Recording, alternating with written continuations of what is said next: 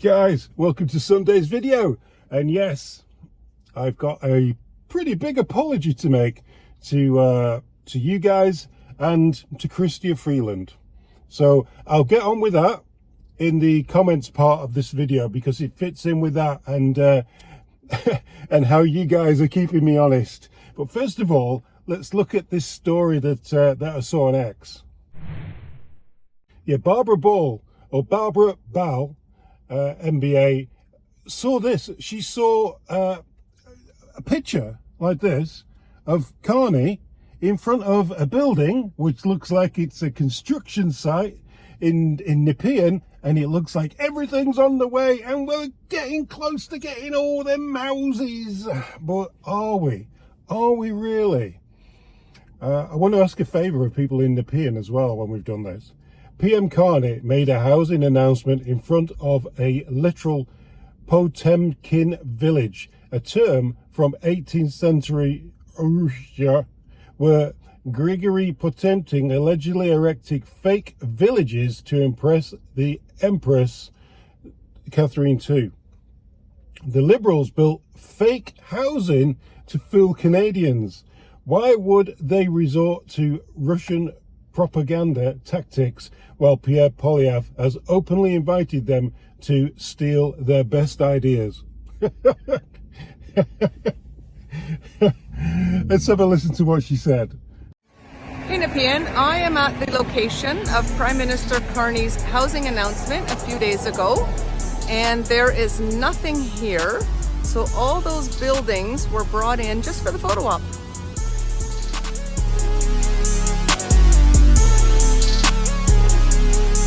Poilievre, though, he went on to say, Poilievre's plan will get gatekeepers out of the way to speed up home building, cut taxes on home building to lower costs and free up federal land to build homes on.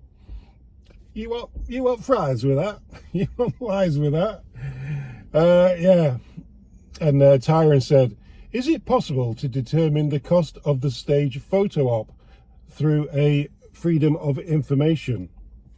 Interesting.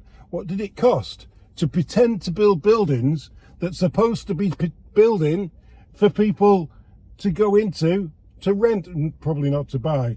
What does it cost to pretend to build buildings? Does it cost any more to pretend to build them as it does to actually build them?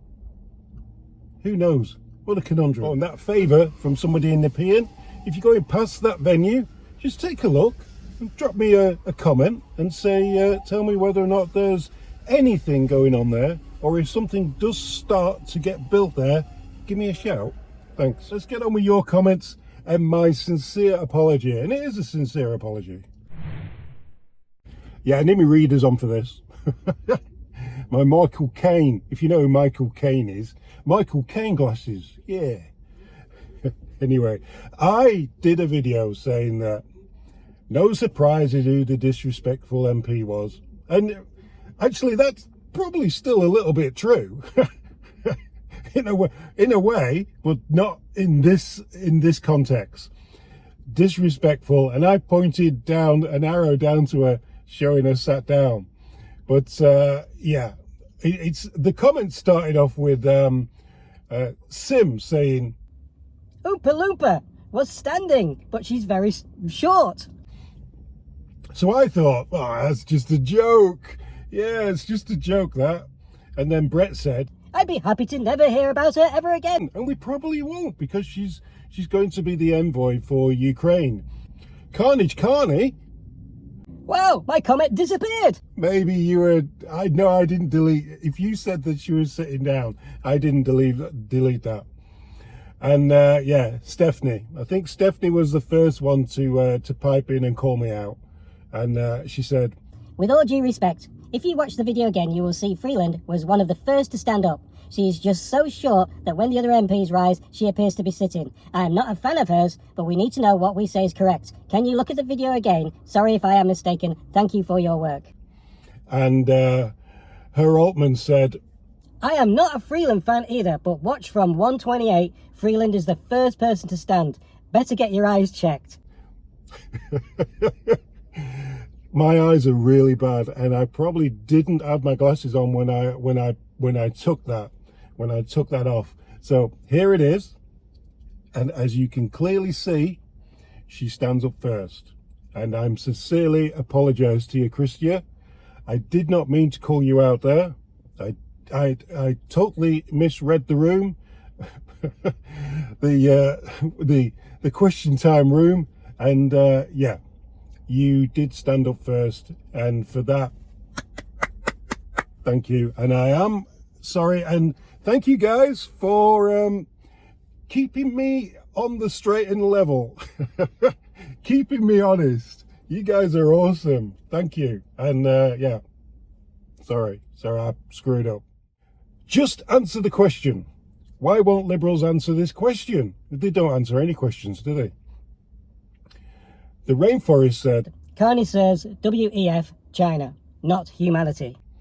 He's he's pretty big on business in the WEF and having some control in that area.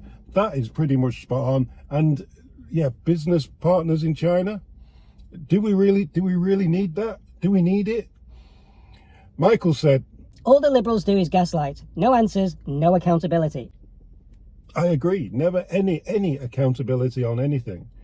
Even when they get things wrong, they don't apologise. Unlike some of us, Liberals never answer a question. Never. Unlike some of us YouTubers who answer the questions, and yeah, we're not shy of an apology when we mess up. Brian said, the Liberals have never been accountable, transparent, or give a straight answer. I can't even watch question period anymore. It's an insult to one's intelligence. We're in Niagara. That's why I was a bit late to apologising. I had a couple of videos were scheduled, and yeah, we just took a break from social media. I just hearted a few comments and checked through, and then it wasn't until today that I realised, when I'm going through all the comments and getting to the end, I'm going, oops, I fucked up. And yeah, you guys are awesome. You called me out, and yeah, keep doing that. Keep commenting. Call me out if you think I'm doing something wrong, if you think I'm on the wrong track. Otherwise, you know, they're just my opinions, or your opinions, or the news that CBC or, you know, CTV, they miss little bits out of the news, don't they? So we try to fill in them blanks. See you on the next one. We join our hearts with Charlie's family, his wife Erica, and his 2 young children. Rest in peace.